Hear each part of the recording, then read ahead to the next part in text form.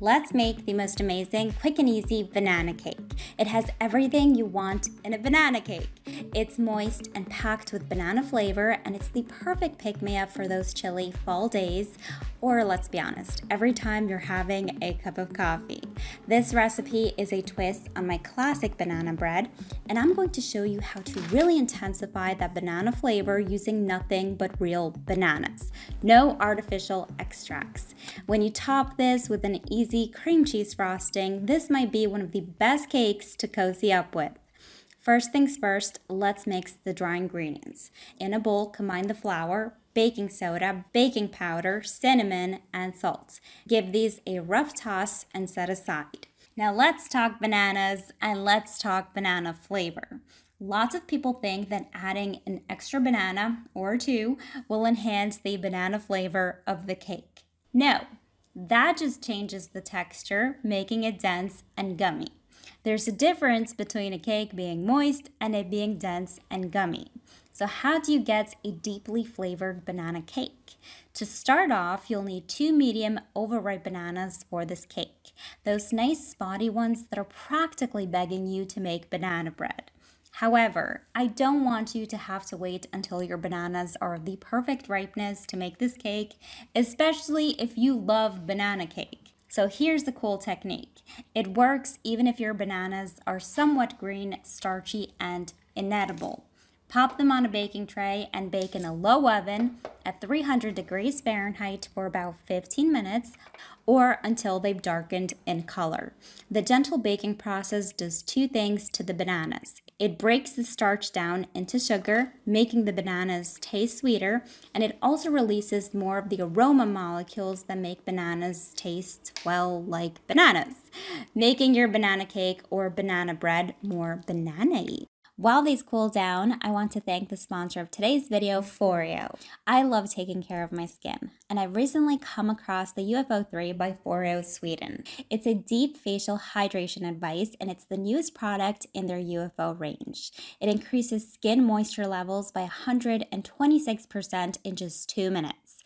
I have dry skin, and boy, let me tell you, this really helps my skin stay dewy and soft. I love it. It works like this. You place one of their masks onto the UFO 3. This one is my current favorite one. I highly recommend this one. Then select one of the 8 different settings, which include LED therapy, thermotherapy, and cryotherapy. Cryotherapy has to be my favorite. I love the cooling effect on my skin.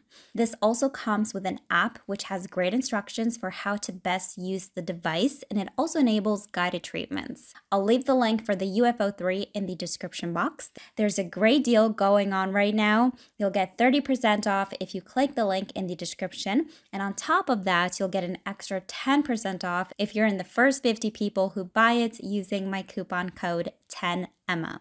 Okay, back to the bananas. Now here's the second trick, which is going to make the best banana cake. Toss your ripened bananas in a food processor along with the milk.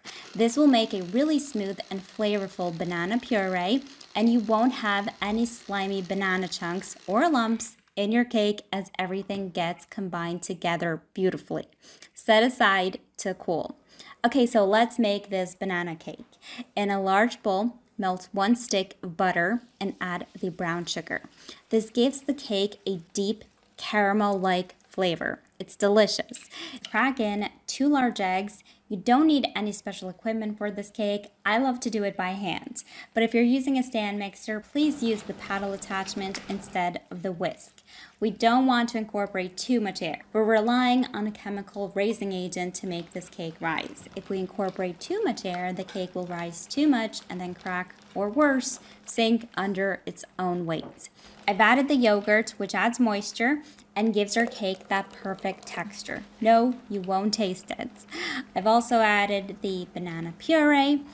Add the dry ingredients. Remember to not overmix at this point. As soon as you don't see any lumps of flour, stop mixing. Scrape the sides and the bottom of your bowl, and the batter is ready to be poured in a 7-inch cake pan that's lined with parchment paper.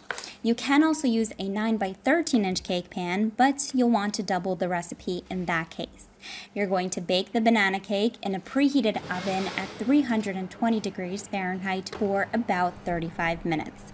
As always, do the toothpick test. If the toothpick comes out clean, the cake is ready.